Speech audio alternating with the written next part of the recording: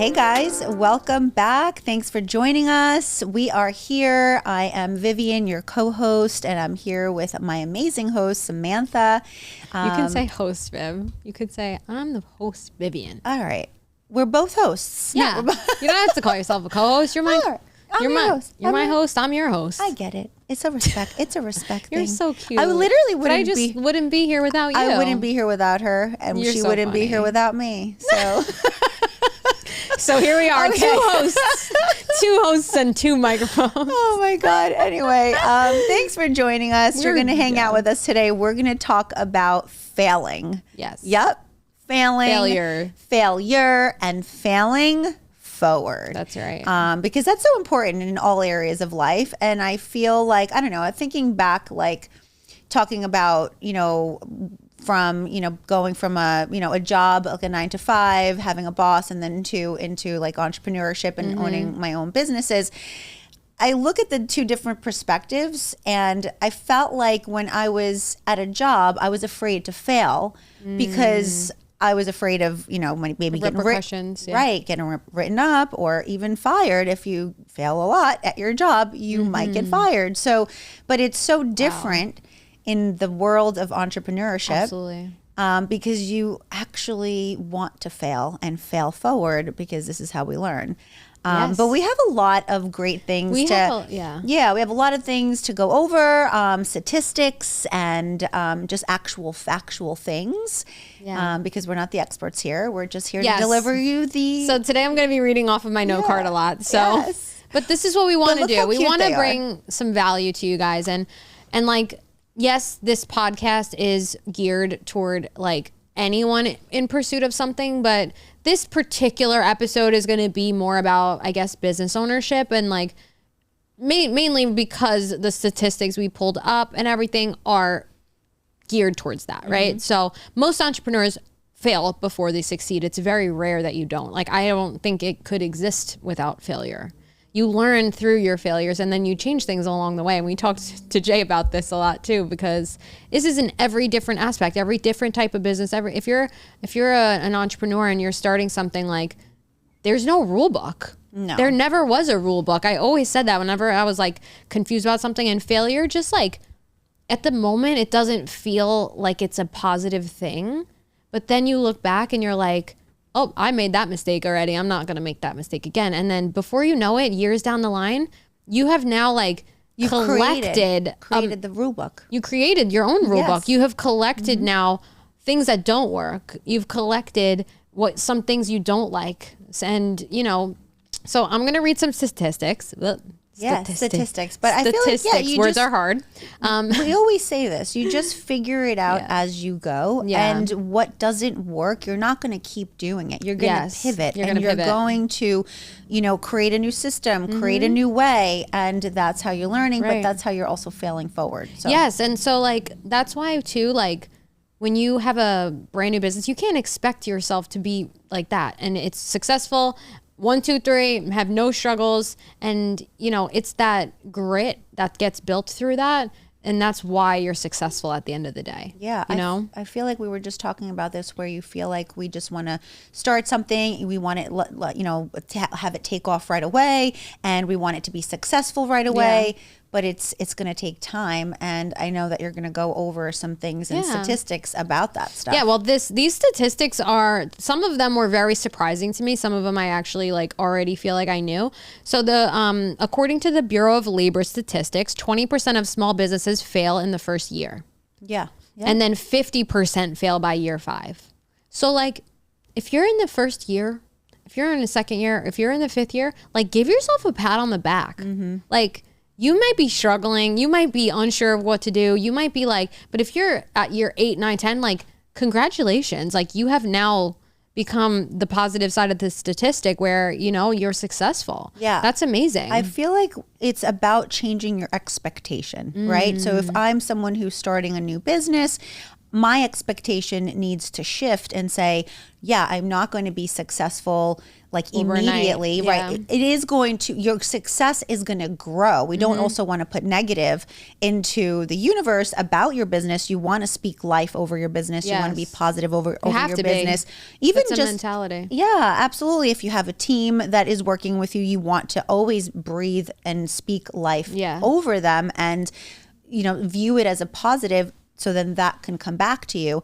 But also you have to have a realistic expectation and know, just like the statistic says, at least 5 years. So give yourself a 5-year mark that, hey, I'm going to bust my butt and make this happen. I'm going to work day and night and whatever it takes to get to that 5th year. Exactly. And that's how you see the growth. But I think it's just changing the expectation, because I think so many of us or so many people start a business and they might say, great, you know, this is my vision, this is my dream.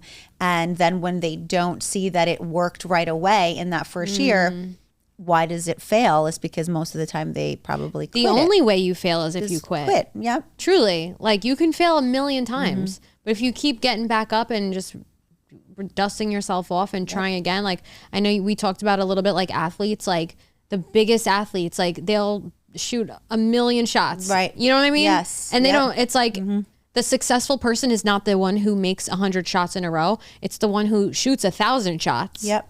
Yeah. Because then by the end, they're going to be an expert at that, you know, regardless of how many made it in, you know? Absolutely. You're going to have to take, like, the most shots are going to be missed. Yeah. In order for you to get the result you want, but you're going to just get good at that skill because you're taking a million shots or however many shots. Right. I don't know. I just made that up. No, but like, that's good. It's good. It's like a good point. Yeah. So like founders, they usually have 3.8 failures before building a thriving business.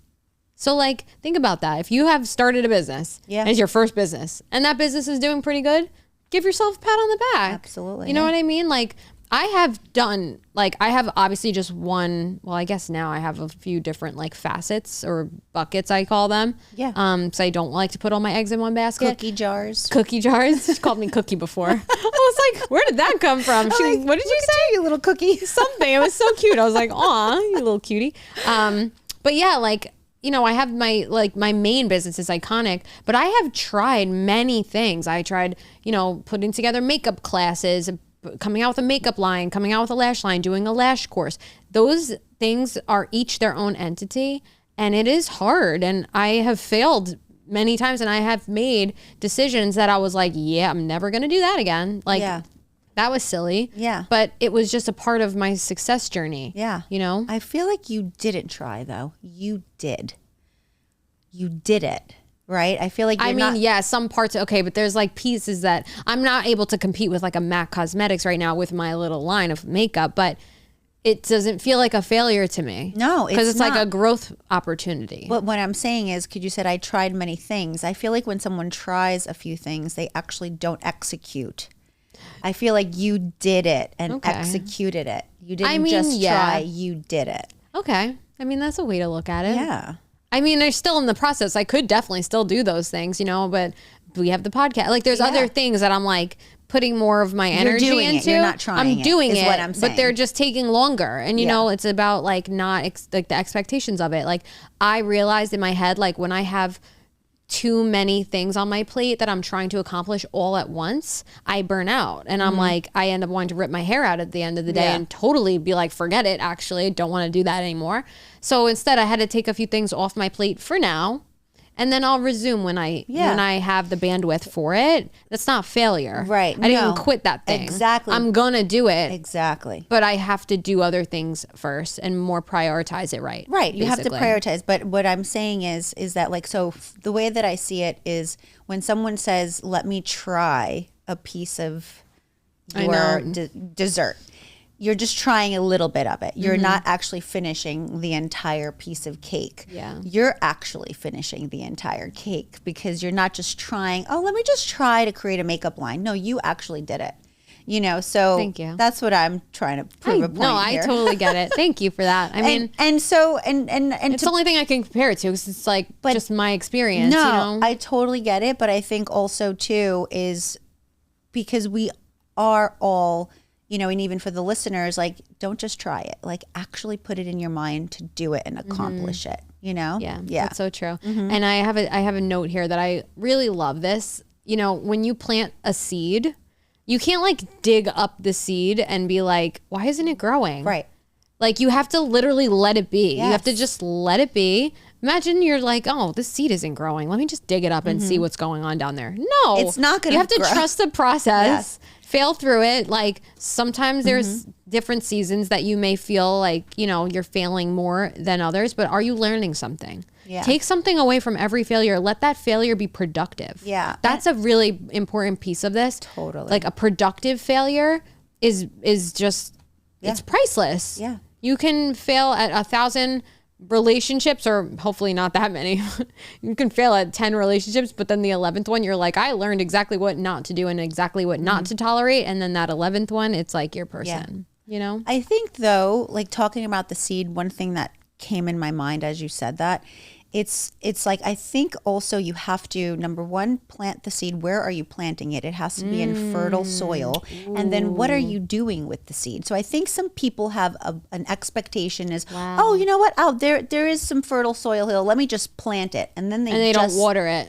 Wow. They don't water it. That was a bar, Viv. That's a bar. I just learned what bar. That was a bar, Viv. I actually just learned what bar. We're doing vocabulary. This new lingo. This new, you know, millennial. I don't know if it's new. No, it's not. Okay, maybe I just live under a rock and I had no idea. No, it's like my generation's Your terminology. Right. The new generation would be like, that's probably so my lame. generation. You're like bar, like what? Like what kind of bar? Protein bar. But no, it's so true. Like there's so many people that expect the seed to grow without doing the work, without doing the thing. This all has to do with mentality though. And I'm going to read this.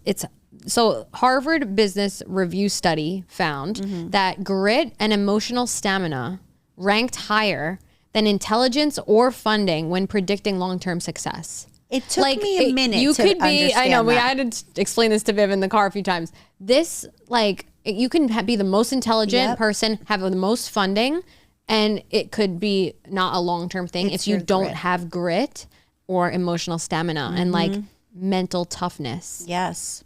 Yeah. So the mentality of this is the most important piece of it. You know, having the mentality that if failure is productive, it could be a good thing, and not getting too hard on yourself, not being negative about it through failure, because it's very easy to get negative. Like I had to work very hard on that. Like I was not naturally a positive person. I think you were born positive and you just ran through life positive. It's not. It's you are what? So positive. There is an actual statistic that states humans, it's easier to be negative than it is to be positive. It takes work to be positive, but how you build your positivity muscle is by working on flexing it and flexing it. Absolutely. And it's going to take, I was not like that. I'm human too, right? So, but you're meeting the Vivian. I mean, you knew me from years ago, but now you obviously have gotten to know me so much more in a closer setting.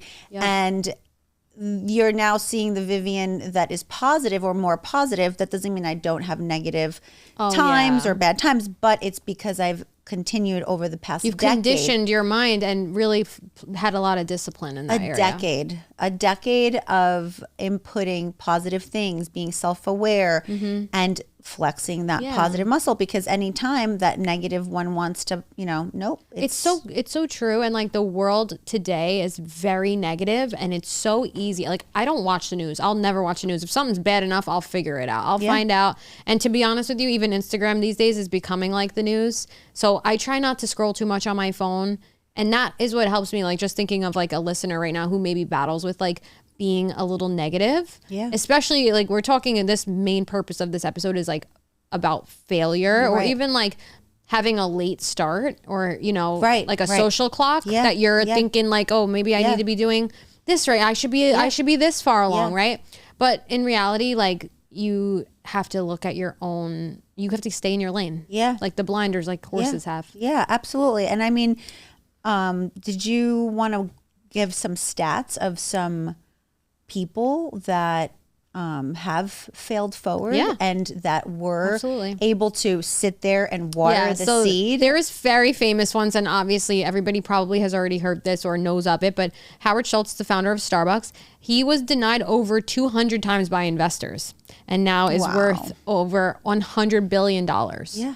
Like, you just can't give up. You know what I mean? That's a very big one. Airbnb is another one, rejected by 7 investors. And I actually saw a video of Gary Vee, who, if you don't know who Gary Vee is, like, go follow him right away. If you want to work on mentality and like just your mental toughness and everything that has to do with business, he'll give it to you. He'll literally make you put your tail between your legs in 2 seconds.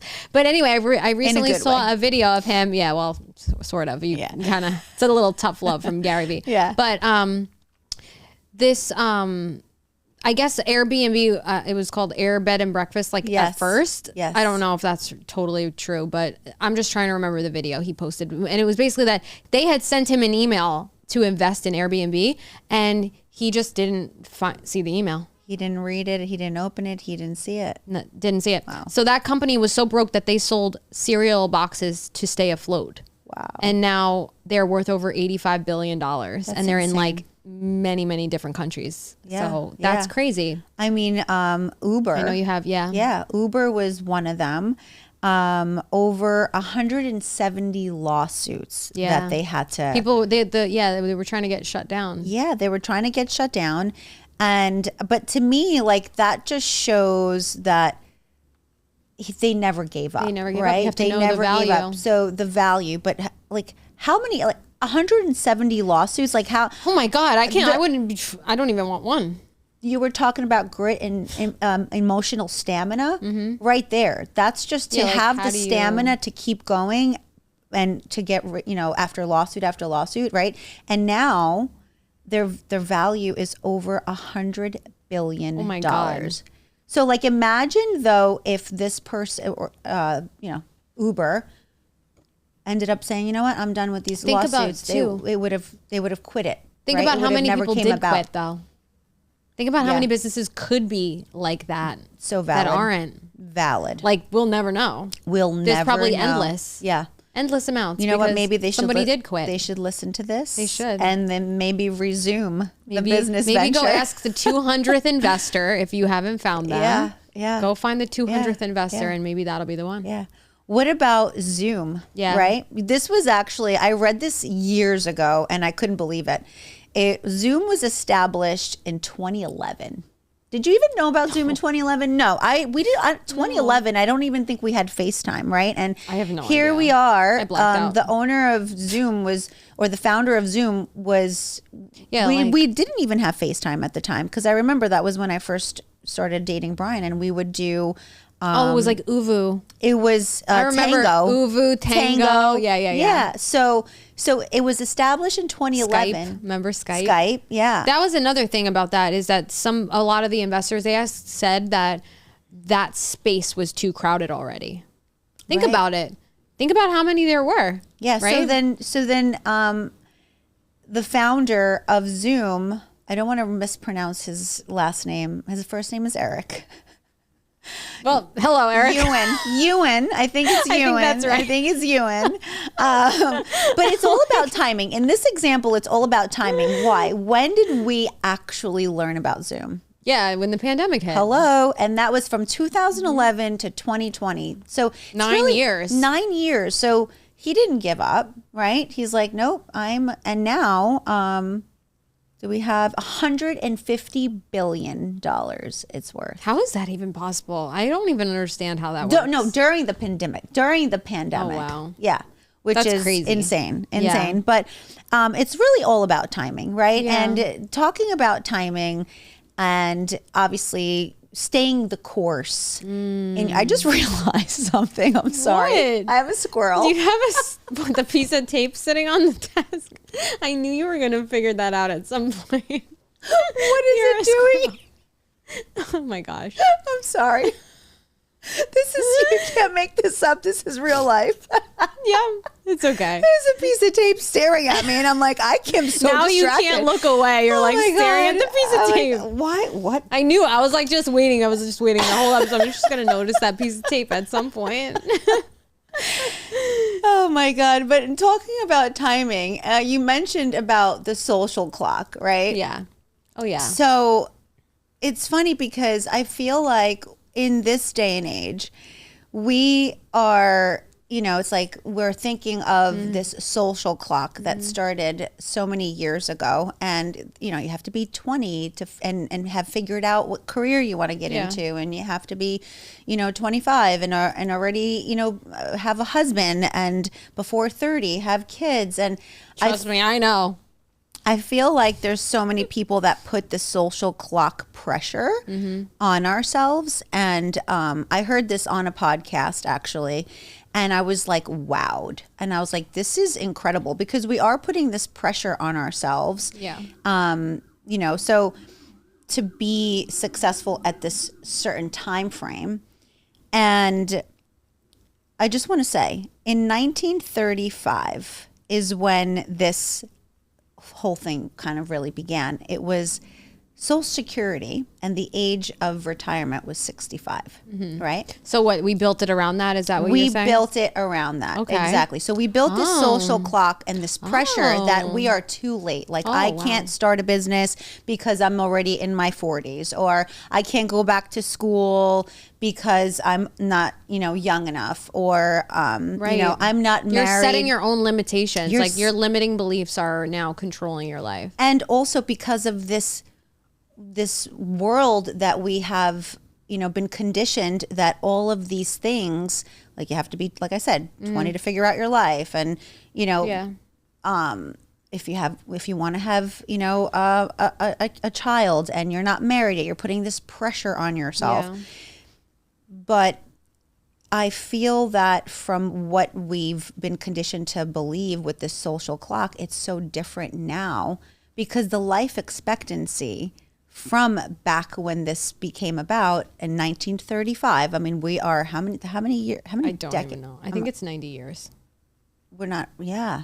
Did I do that right? I think you did. Wow. I think it's 90 years. Became a math person for all of a sudden. Right. So we cannot continue on the same clock, because the life expectancy back then for women was 63 and for men was 59.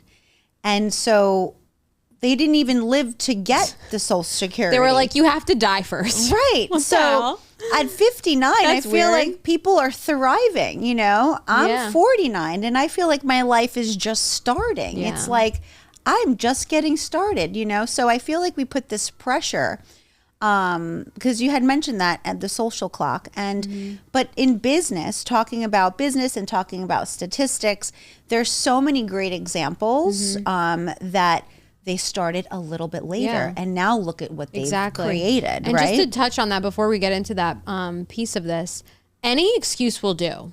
Like, it doesn't matter what excuse you choose. If you are looking for an excuse, you're going to find one. It's the people who don't make excuses that literally just do the thing. Yeah. Like, you just have to do it. Yeah. That's the whole part of the hustle mentality that we talk about. We obviously are not talking about toxic hustle mentality, but like, don't make excuses. Just literally do the thing. Yeah. Do the thing you want to do. Yeah. I feel like it's what you're saying is like, it's either you're fixed minded and you're going to bring excuses and there's just one way and there's no other way. Like a closed-minded. Closed-minded, or being very like open-minded, out-of-the-box thinker, outcome-focused, where you're like... Problem-solving, solution-oriented. Solution-oriented. That's a good point. Yes. Yeah, so we'll talk about some people that obviously we all know. That started late. Quote-unquote late, according to whatever. Late? Yeah. It's really not. It's really not. Like actually, it says here, the average of a successful startup founder is 45 years old. So if you're younger than that and you're a successful startup founder, be proud of yourself, right? Yeah. And if you're around that age, you literally, that's where it says the average person, right? And then if you're older than that, what is stopping you besides your own excuses? Yeah. Just do it.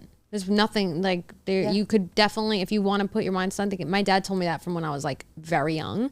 Like, you can literally do anything. Put your mind to it, you can do it. And I don't know if that just like became something I believed because it's like he could tell me the color of this chair is red, And I may believe him because he's just telling me that, right? So I think the same thing goes with like other thoughts like that. Yeah. Like if somebody tells you you can do anything in this world if you believe you could do it, and they say with that conviction and teach you that, you just grow up thinking that. And that's true. I think that is a part of our culture that we share that. Absolutely. I feel like you were just in a good way conditioned to believe in yourself, and that with hard work and a dream, determination, and taking action, you can accomplish it. Right. And that's what we hear all the time. Exactly. Yeah. Yeah. So Vera Wang is one of the ones we have here. She started designing at age 40, and she worked at Vogue for 17 years. They passed her over as like the chief, editor-in-chief position. So that's when she started her own global empire. Now is worth over $1 billion.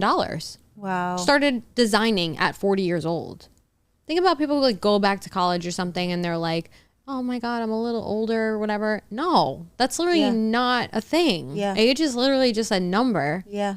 It's about your mentality. It's about who you present, like who you show up as every day. It is. You know? I can totally relate to this and what you're saying. And at 30 is when I launched Perfectly Blended Makeup as my bridal makeup company, right? Yeah.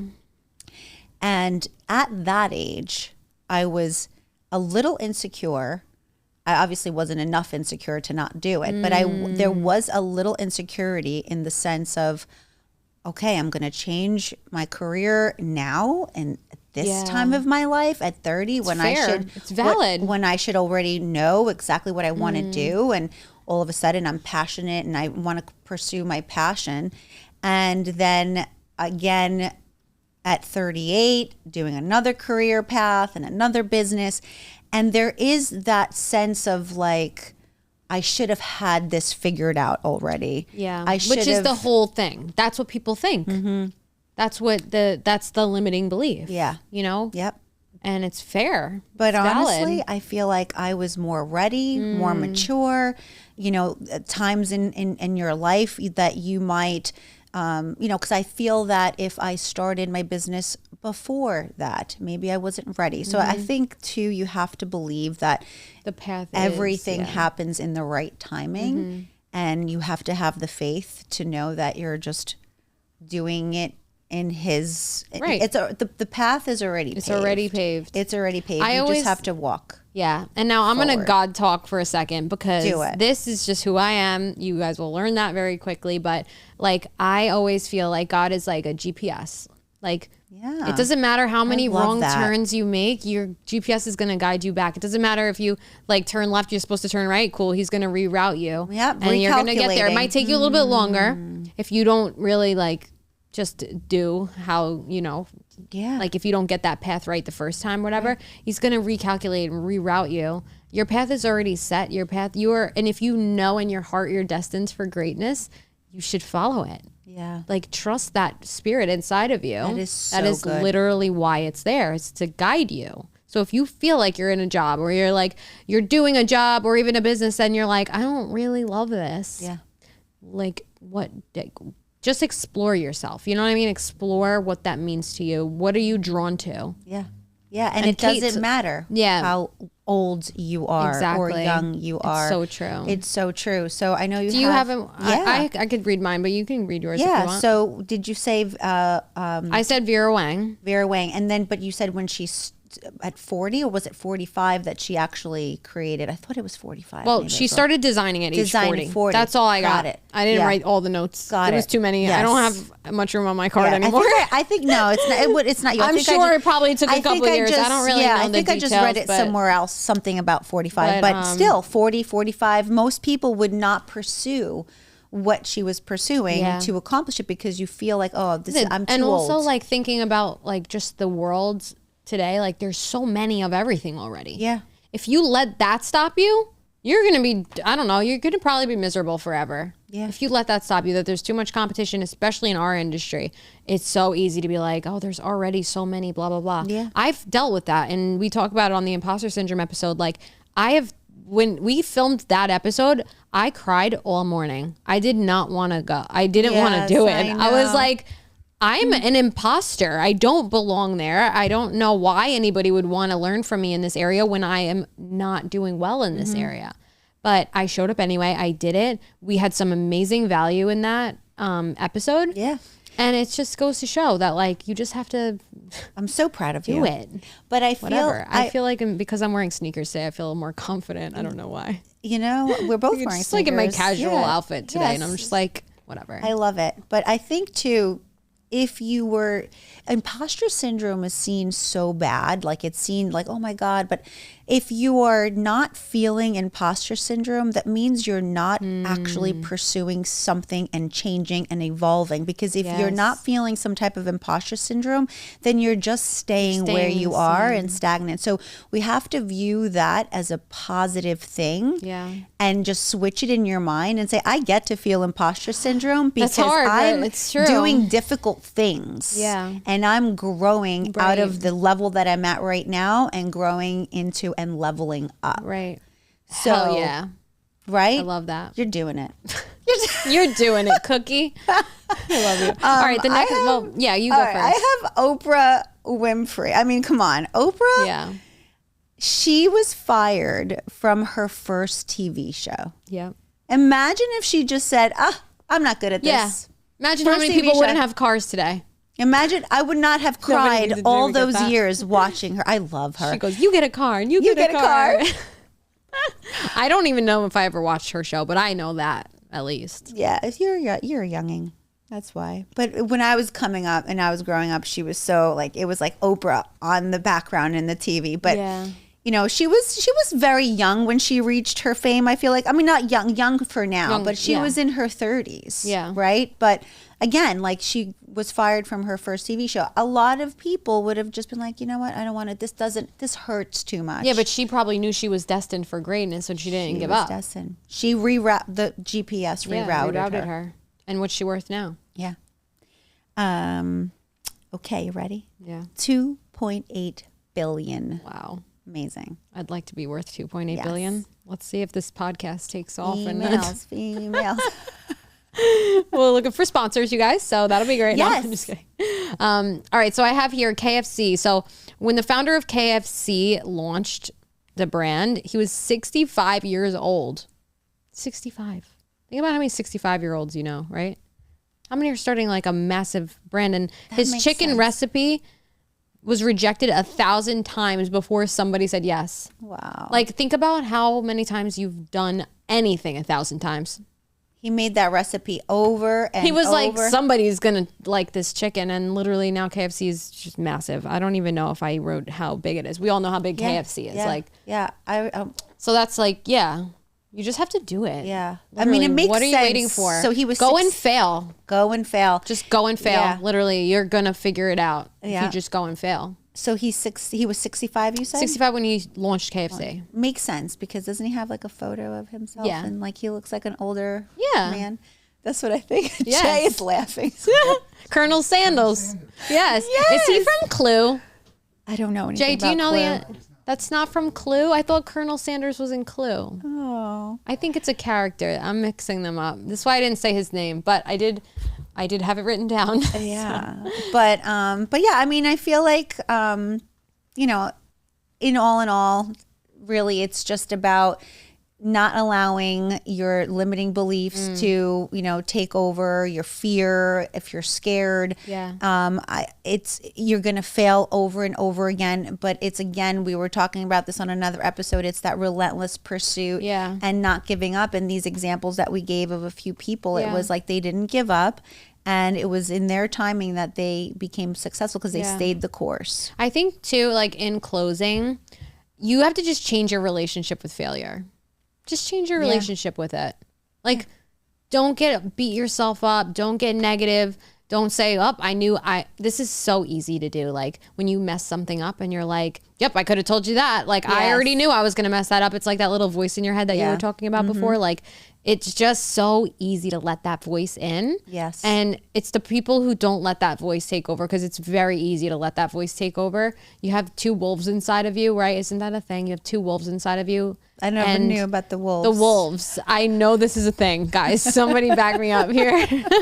And one of them is like negative. One of them is positive. And it's like whatever wolf you feed is the one who's going to grow. I thought it was the evil angel, the good angel. I think that's just a different thing. That's a different thing. It's like the devil on your shoulder. Right. But we want There's wolves inside of you. Got it. We want to feed the wolf that is going to be the leader of the pack. Yeah, there you go. Yes. Woo! Amazing. Go feed your positive wolf, guys. Go feed it. I don't know. What do anyway, they eat? fail Meat? forward. Are they vegetarians? No, I'm just kidding. They're meat eaters. Meat eaters. Yeah, so go feed them some positive meat. Amazing. Okay. Positive meat. Anyway, we love you all. Thank you so much for tuning in. This is like a mini episode kind of, but go fail and let us know.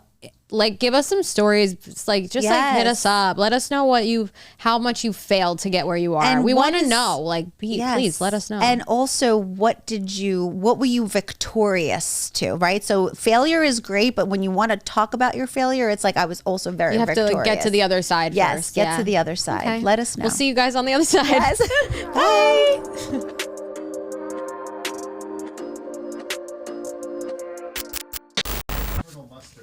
Oh, Colonel Mustard. You should have told me. Sanders. I'm telling you now. Oh, my God.